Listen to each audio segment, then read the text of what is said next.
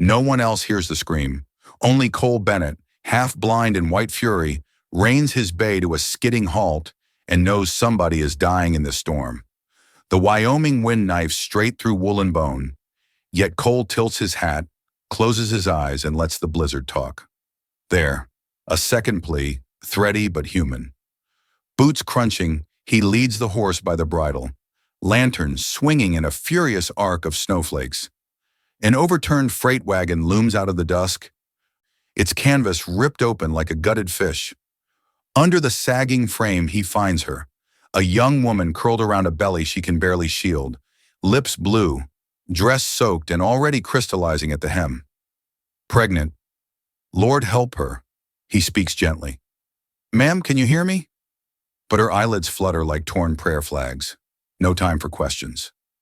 Cole strips off his sheepskin coat, wraps it around her shaking shoulders, and lifts her in both arms. She weighs as little as a feed sack, yet he feels the wild weight of responsibility settle between them. He mounts, settling her against his chest, the mare fighting sideways gusts that threaten to roll horse and riders alike. Visibility, 3 yards, maybe 2. Cole bends low, talking to the animal, to the unconscious woman, to himself. Anything to keep fear from clawing up his throat. They angle northwest toward the cottonwood stand that marks his fence line, because that is home, and home is heat. Twilight collapses into night before he reaches the cabin. He shoulders the pine door open, carries her inside, and a blast of bleak air follows them like a curse. The hearth is dark. He kneels, striking flint until a flame winks, then roars, then throws gold across log walls. Only after the room warms does he notice how violently his own hands shake. She needs dry clothes now. Cole turns his back, not that modesty matters when life hangs by a thread, and swaps her frozen calico for a flannel shirt, wool socks, and every blanket he owns. Her hair, damp and honey blonde, spills across the pillow. Her face in firelight shows freckles and grit and something else. Defiance, maybe, refusing to die out here. He makes strong coffee, pours a cup he knows she can't drink yet, but the smell alone fills the cabin with something like normalcy. A veteran of Cedar Creek and worse, Cole has stitched bullet wounds in rain, but nursing a freezing, pregnant stranger feels infinitely more dangerous. This battle is won only if dawn arrives with her still breathing. Outside, sleet hammers the roof shingles till they ring like war drums. Cole drags a chair beside the bed, rifle propped within reach out of old habit, though snow is the only enemy tonight. He forces himself to study her face for frostbite. Cheeks regain a whisper of pink. Good sign. Minutes blur into hours. Once, she stirs, eyelids twitching, but slips back under. Cole rolls his stiff shoulders and mutters, "Hang on, ma'am, sun's coming." He doesn't know whether he's promising her or bargaining with heaven. Midnight deepens. The blizzard shrieks. Timber joints groan. Lantern light gutters low. Cole's eyes burn, yet he will not sleep. On the table beside him lies the pocket watch he carried through Shenandoah, ticking louder than wind in the hush, marking every second she refuses to die. And just before that watch strikes 2, a voice no stronger than a moth-wing whisper edges through the blankets. "Thank you." Her eyelids crack open, revealing storm-colored eyes. Cole leans forward, heart kicking like a startled colt. The storm outside rages on, but the greater question hangs heavier than any snowfall. Who is this woman, and will daylight reveal salvation or ruin? Morning limps in, gray-blue, brittle, and far too quiet for a man who stayed awake all night guarding a stranger. Cole Bennett stokes the fire, then glances back at the bed just in time to watch those storm-colored eyes widen in recognition of life. "Easy now," he says, voice hushed as snowlight. "You're safe." The woman blinks, working moisture into cracked lips. "Where?" "My place, 10 miles from Clearwater." He pours a tin cup of weak coffee, cools it with a breath, and holds it to her mouth. She drinks in careful sips, eyes never leaving his. "I'm Evelyn," she murmurs finally, the name sounding like a halfway truth. "Cole," he sets the cup aside. "You're 4 months along, maybe 5. Storm nearly took you." A hand settles over her small swell. It tried, she answers, surprising him with a spark of humor. The grit behind that smile settles something in Cole's chest he didn't know was restless. 3 days of white silence. The blizzard locks the cabin inside a glass globe of swirling ice. Cole rises before dawn to check the stock, boots crunching in drifts, breath billowing, and returns to find Evelyn propped on his only chair, stitching a ripped saddle blanket with needle strokes as neat as ledger lines. "You should rest," he scolds. "I should be useful," she counters. And in that trait of stubborn wills, they reach a quiet accord. By lantern glow, they share scant provisions: beans, salt pork, cornbread crumbs. Evelyn talks little of herself, but when she does, her words paint hard truths. St. Louis boarding house work, a man named Richard who promised marriage, a baby that changed his mind. Shame shouldered her out the door. Winter drove her farther west than hope intended. Cole offers no pity, only listens. In return, he speaks of the Shenandoah Valley, cavalry charges and screaming horses, the taste of powder in his teeth. He admits he bought this spread because silence was the only thing loud enough to drown cannon echoes. On the second evening, she wakes from a nap trembling. Cole kneels by the bed thinking fever, but she guides his calloused hand to her belly. A flutter, a tiny kick brushes his palm. Wonder floods his eyes even as dread flickers. 2 lives, not one, rely on him now. Outside, the storm slackens to a sigh. Cole sleeps at last, rifle across his knees, fire dying to coals. Wreckage under a new sky day, 4 dawns bright and viciously cold. Pale sun, hard shadows. Cole saddles the mare. "Stay inside, stoke the stove. I'll fetch what I can from your wagon." She nods, shawl tight around her shoulders, bravery showing in the set of her chin. The trail is knife-edged but clear. Mid-slope, the wagon lies half entombed, canvas frozen flat as sheet metal. Cole pries loose a small cedar trunk, clothes, a worn Bible, a silver hairbrush. He works methodically, mindful of splinters and memories. Then his boot strikes leather, a man's wallet snow-caked. Inside, thick banknotes and a folded broadsheet. He opens it, and the world tilts. Wanted Emily Carter, alias unknown. Grand larceny, First National Bank, St. Louis. Reward $200. The sketch is unmistakable. Evelyn's face minus the fear. Wind whistles through wagon spokes like a warning. Cole's jaw knots. He scans the ridge. Nobody watching but ravens. Then slips the poster beneath his coat, buries the wallet under fresh snow, and ties the trunk to his saddle. Ride home feels longer, heavier. Questions pound his skull in rhythm with hoofbeats. Did she steal? Was she framed? What law does a man honor when mercy already claimed his allegiance? The cabin smokes cheerfully against the afternoon hush. Evelyn waves from the doorway, relief washing her face. Cole forces a smile, but the paper burns at his ribs like a brand. Inside, he sets the trunk at her feet. She gasps, fingers tracing the cedar grain. "I thought everything was gone." "Not everything," he manages. Coffee brews, aromas rising like fragile peace.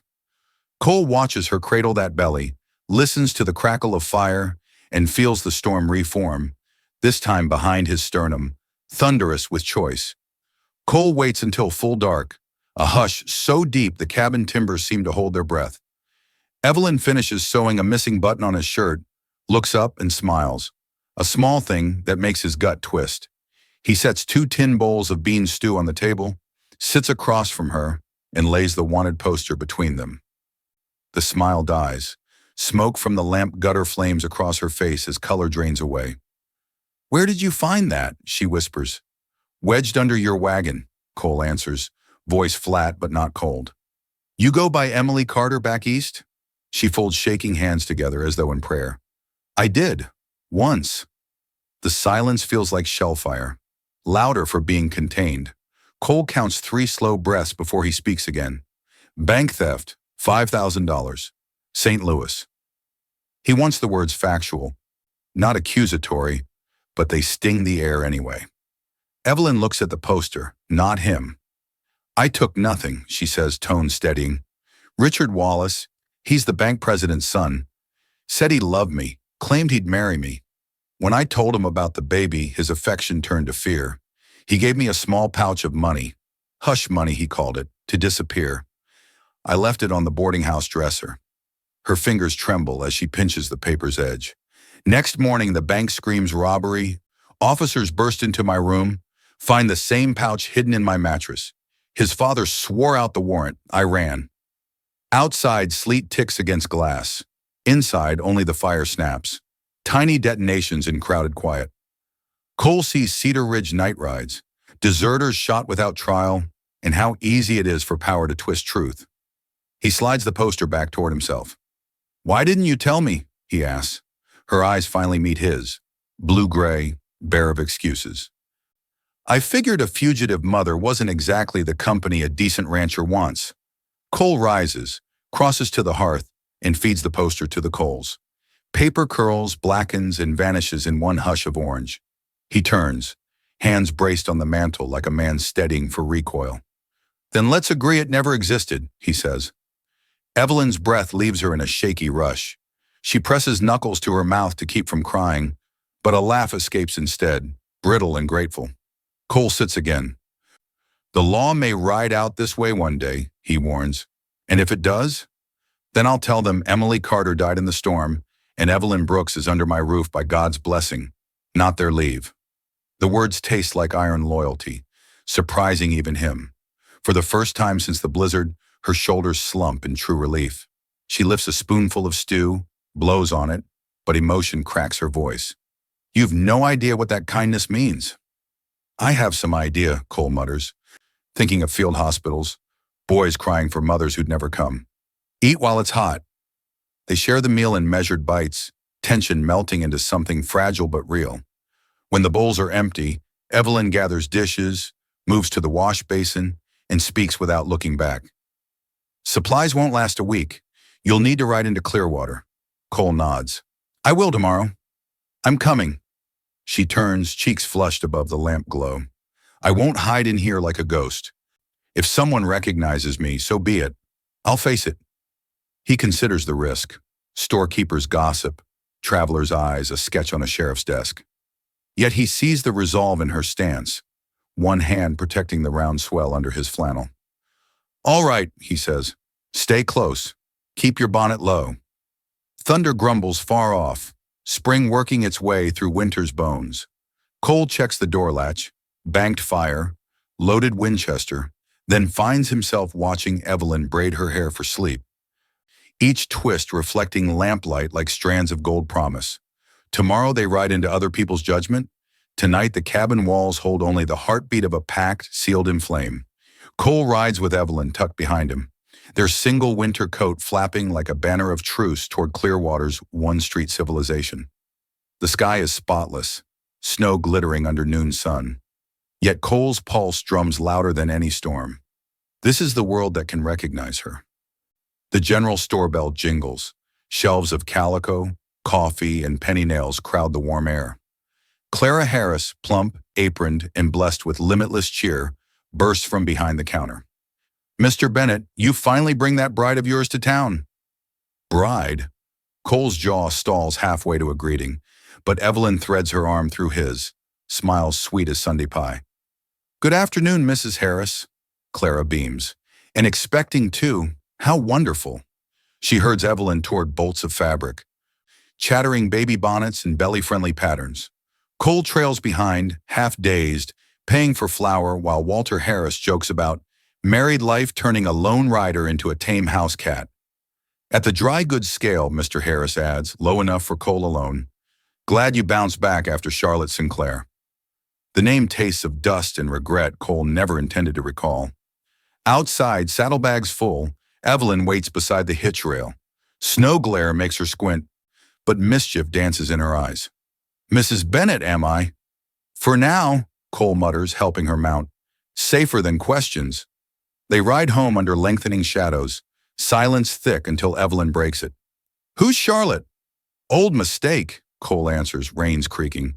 "Banker's daughter who wanted opera boxes, not prairie dust."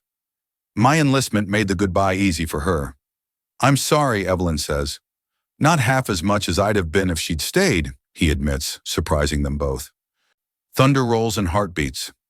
By dusk clouds pile black over the range. Rain slams the cabin roof. Wind moans through chinks. Evelyn ladles venison stew while lightning strobes the room. Mid-pour she gasps, hand flying to her belly. Cole drops the tin bowl. Pain? Wait, feel. She guides his palm over stretched flannel. A sharp kick thumps his hand. Another follows, urgent as a fist knocking. Cole's breath hitches. Cavalry charges. Rifle pops. Nothing ever struck him so clean to the soul. Words barrel out before caution can lasso them. Marry me, Evelyn. Not pretend, real. Let that child carry my name. Rain pounds, stew steams forgotten. Evelyn studies him, soaking in sincerity, hunting pity, finding none. You're asking out of choice, not debt?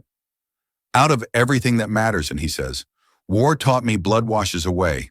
This, he lays his hand over hers, is the only legacy worth fighting for.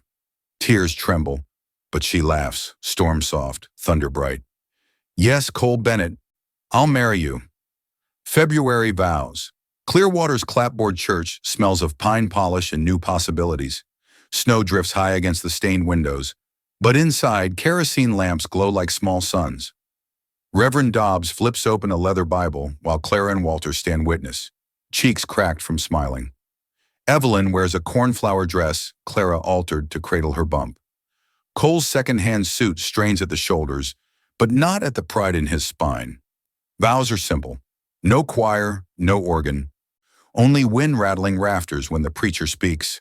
What God has joined, let no man put asunder.